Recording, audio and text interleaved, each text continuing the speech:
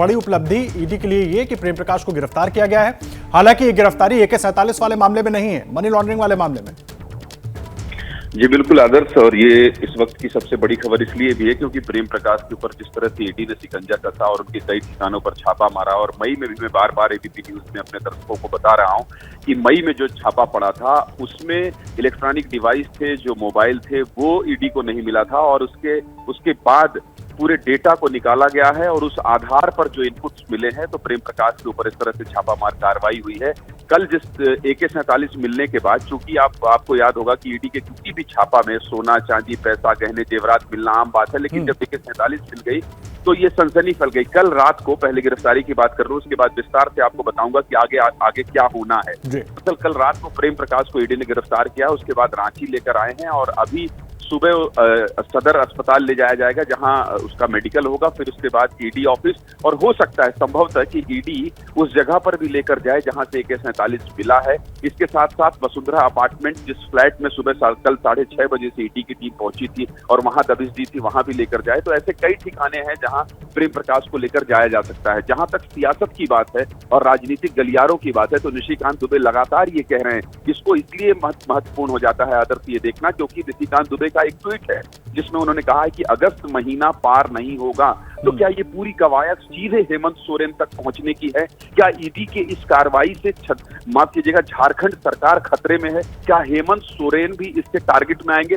और मैं आपको बता दूं कि दबिश जुबान में हेमंत सोरेन को बहुत खराब भी लग रहा है कि उसके करीबी कहे जाने वाले प्रेम प्रकाश के साथ हेमंत सोरेन का नाम जुड़ रहा है। क्योंकि मैं झारखंड में पिछले 3-4 दिनों से हूं तो निश्चित तौर पर ये जो पूरा सियासी घटनाक्रम है, राज्यपाल की बात यह है कि राज्यपाल भी आ गए हैं यहाँ, उनके आयोग वाला मसला भी लटका हुआ है, तो कई तरह से झारखंड सरकार और हेमंत सोरेन के ऊपर खतरे की घंटी लटक रही है। और इसलिए कहा जा सकता है कि झारखंड सरकार मुसीबत में है। और निशिकांत दुबे की जो भाषा है, जिस तरह से तल्ख और आक्रामक भाषा में वो झारखंड सरकार पर हमलावर है, उससे ये साफ दिखाई देता है और पता चलता है, जो सियासत का कहरा भी समझते हैं, कि निश्चित तौर पर झारखंड सरकार मुसीबत में आ गई है, आने वाली है। पूजा सिंघल, आपको याद होगी कि पूजा सिंघल के पास जब नोटों का जखीरा मिल रहा था तो ऐसा लग रहा था कि झारखंड में कितनी अवैध कमाई होती है, उसका भी कनेक्शन कहीं ना कहीं प्रेम प्रकाश। ज्ञानेंद्र, एक चीज इसी में मैं जोड़ना चाहूंगा, लगातार झारखंड सरकार फिलहाल पिछले कुछ दिनों में जो स्थितियां बन गई थी, संकट में तो दिख रही थी। प्रेम प्रकाश की गिरफ्तारी कल रात को होती है, उसके बाद क्योंकि अब कई और परतें खुल सकती हैं ईडी की पूछताछ में, तो ये जो परेशानी कितनी और बढ़ जाएगी वो भी थोड़ा समझाइए। देखिए, खनन का मामला हो और खनन के मामले में जब मुख्यमंत्री हेमंत सोरेन खुद घिरे हो, और मैं फिर बार बार कह रहा हूं कि निशिकांत दुबे, अगर मिडिलमैन शब्द का इस्तेमाल मैं करूंगा, अगर ट्रांसफर पोस्टिंग ब्यूरोक्रेसी की बात करते हैं और बड़े बड़े ठेकों की बात करते हैं, तो आदर्श आप भी समझते हैं कि किसी भी सरकार को चलाने के लिए अगर कोई ऐसा व्यक्ति मिडिलमैन है और उस पर इतना खुला आरोप लग रहा हो तो निश्चित तौर पर सरकार संकट में आएगी, क्योंकि उसके तार सरकार से कहीं ना कहीं जुड़े होंगे। और जब ईडी जांच पड़ताल करेगी और इसका खुलासा होगा तो ये किस तक पहुंचेगी इसकी आंच, और कौन कौन इसके घेरे में आएगा।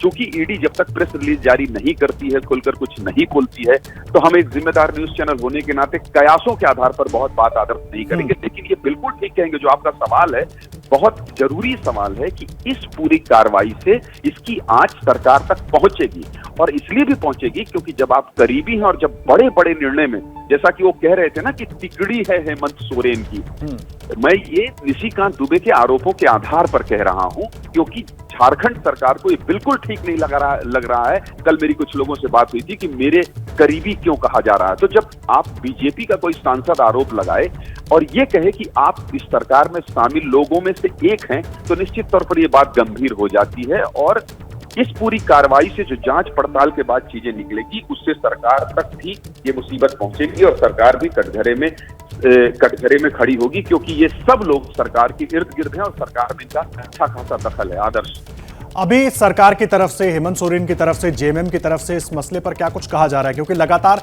अपने आप को बचाने की कोशिश हो रही है? देखिए, कल मुख्यमंत्री हेमंत सोरेन ने भी एक मीडिया से बात की थी एक जगह पर। और ज्ञानेंद्र, मैं आपको बीच में रोक रहा हूं, विजय हंसदा हमारे साथ जुड़ गए हैं, जेएमएम के सांसद हैं। विजय जी, बहुत स्वागत है आपका। प्रेम प्रकाश की गिरफ्तारी के बाद सीधा बीजेपी जो है आरोप लगा रही है आप लोगों के ऊपर, सीधा हेमंत सोरेन साहब के साथ जोड़ा जा रहा है इनको। सारे चीज का जितना भी अभी प्रकरण चल रहा है, सारा चीजों को हेमंत सोरेन जी से ही जोड़ने का प्रयास किया जा रहा है।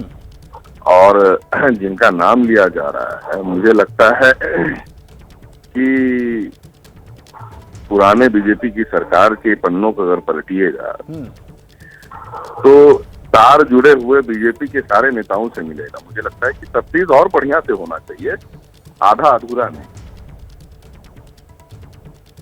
ठीक है, लेकिन मुझे एक बात बताइए, निशिकांत दुबे हमारे साथ जुड़े थे, वो सीधे तौर पर सवाल ये उठा रहे थे कि जो व्यक्ति ट्रांसफर पोस्टिंग में शामिल हो, प्रेम प्रकाश का नाम लिया उन्होंने, अमित अग्रवाल का नाम लिया उन्होंने, कि एक तिकड़ी थी जिसमें हेमंत सोरेन और ये दो लोग थे, बड़े फैसले यही लोग करते थे। ये आरोप कितना सही है सर? ये आरोप क्यों लगा रही है बीजेपी?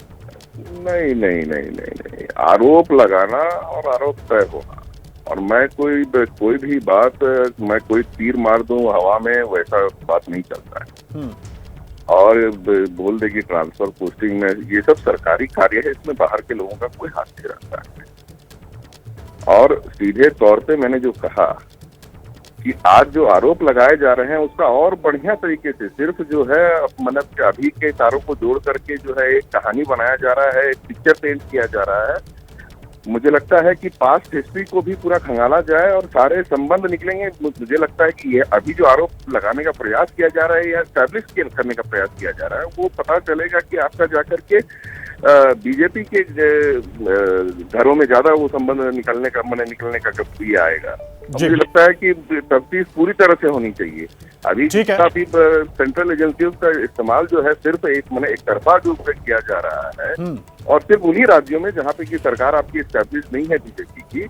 ये एक बहुत ही गंदा अध्याय मैं कह सकता हूँ कि एक हमारे देश के चैप्टर में चल रहा है कि जहाँ पे जनता के द्वारा मैंडेट को बिल्कुल ही स्वीकार नहीं किया जा रहा है, उसे बेइज्जत किया जा रहा है।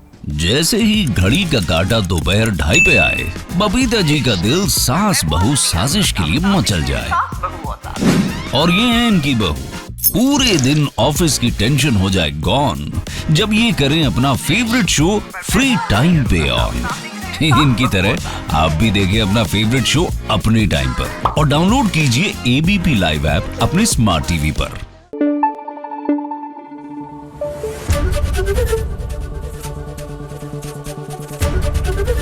एबीपी न्यूज आपको रखे आगे।